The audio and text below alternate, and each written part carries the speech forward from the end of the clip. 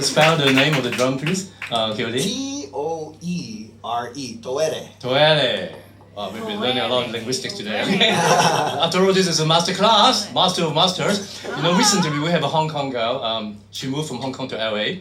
Her name is Harriet Tam, and she had a master class back in Hong Kong in April. She won the first Hong Kongers Grammy by engineering the rock album, best rock album by Paramore, the album. The band, and this is why. And then she shares some story with our students too and staff too, that she has to, do a lot of, bottom job first, and then to learn the gist of engineering and also to be humble. So from the master's point of view, would you like to share some tips for creativity, and also if you want to do well in music business or music culture as an educator later on? Yeah, do share some advices for the young at heart. Please, yeah. Yeah. Yeah, anyone? Yeah, from Well, I've been talking a lot. Mm-hmm. So okay, yeah. Maybe. I want to introduce. Oh yes, please. This is a little bit of a background. Randy Drake is a PhD in ethnomusicology, so he's a professor. That's why we call him Dr. Drake. Yeah. No joking. Yeah, Dr. Drake. Drake. And Ukulele Ceballos teaches at Santa Monica College. Yeah. He's a national champion ballroom dancer. Electro talents last year. 2-time Grammy nominee. Oh yeah! Randy is also a Grammy nominee on drums. And he has a hula school that has hundreds of students all over Japan and the United States. And very accomplished. I feel very fortunate and lucky to be working with these incredible musicians and artists. And Kumu Kiali'i has been working with me choreographing my songs and putting hula to them, and that has just been the greatest gift anyone could ever dream of as a musician who just sings and plays music, but now there's movements to it and dance and hula. So very honored to be collaborating with Kumu Kiali'i. My wife Lydia, who is very quiet behind the scenes, runs the business. Wow, so very important person. She's the boss. She's the boss, signs all the contracts. She was in law school when we met, and she was going through torts and contracts, midterms, in the middle of law school, and I got a gig in Tasmania to play 10 days on the Island Festival in Tasmania, and I asked her in the middle of exams, staying up all night taking exams, do you want to go to Tasmania? And she closed her book. And that was 22 years ago. So we've been traveling and performing, and she's been running the business. She's also a Grammy nominee. Wow. So sweet. So there's other people here that you can talk to and learn from their path, and I hope that they would share something.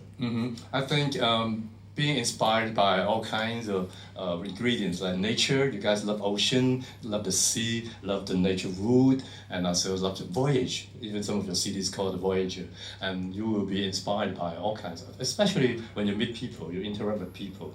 These days we have a lot of debate about AI and HI.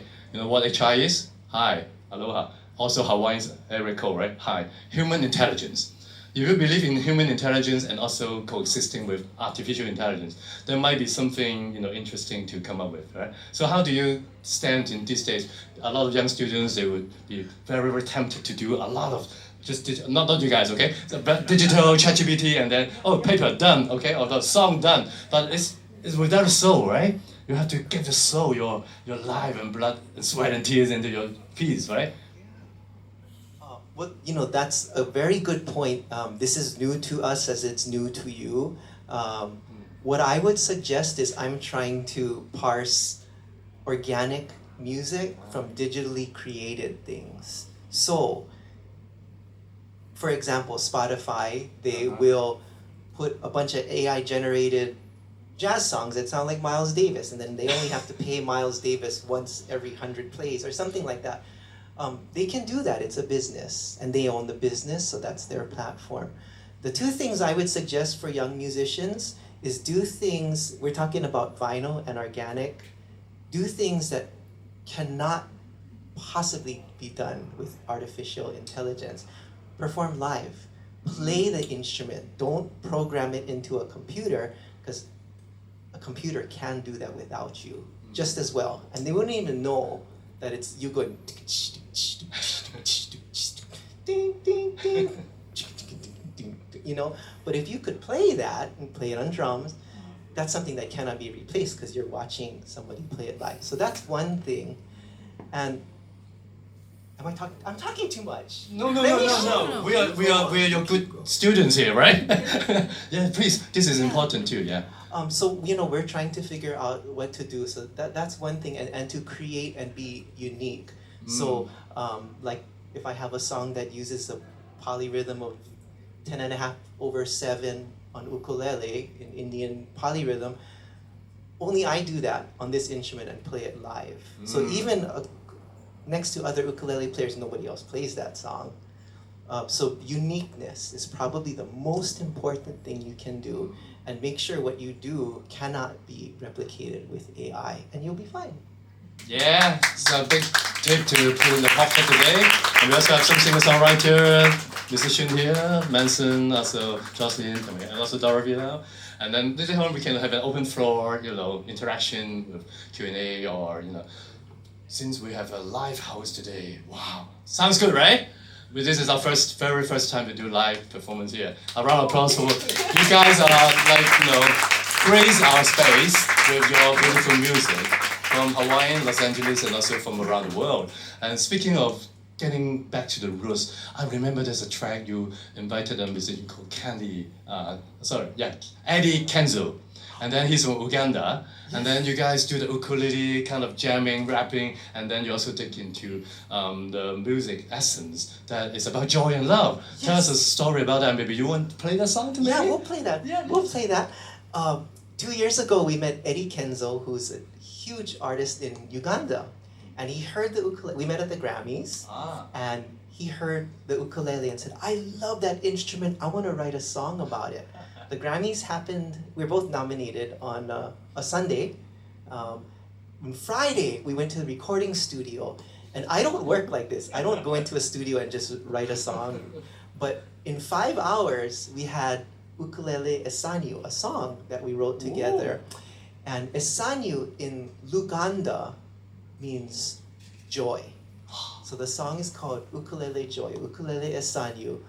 And Lydia came up with the line, let us be instruments of joy and love.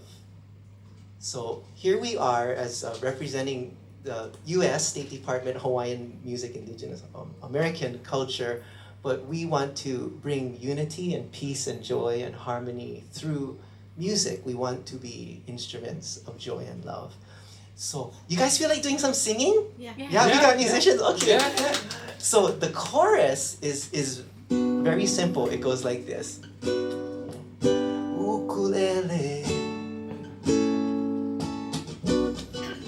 ukulele sanyu, ukulele,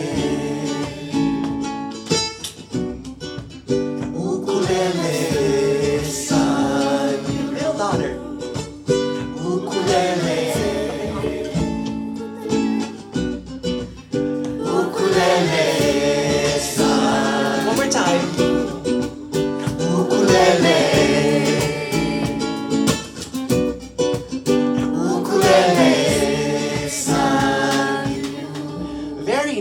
Now there's one more part, and this is just oh la la. That's it. So easy words, okay? And it goes like this. And then we can layer them. So Kumu's gonna kind of direct, and we can sing these parts together. It goes like this. So this chord progression is called a shakon. You know what a shakon is? No. All the music students? Really? A shakon is a repeating chord progression. Like Pachelbel's canon is a shakon. It's a repeating chord progression. So this is only 4 chords. B minor, G, D, and A. And it repeats over and over. So you can layer all these parts on it. So here's the other part. La, la, la, la, la, la. Oh, la, la, la.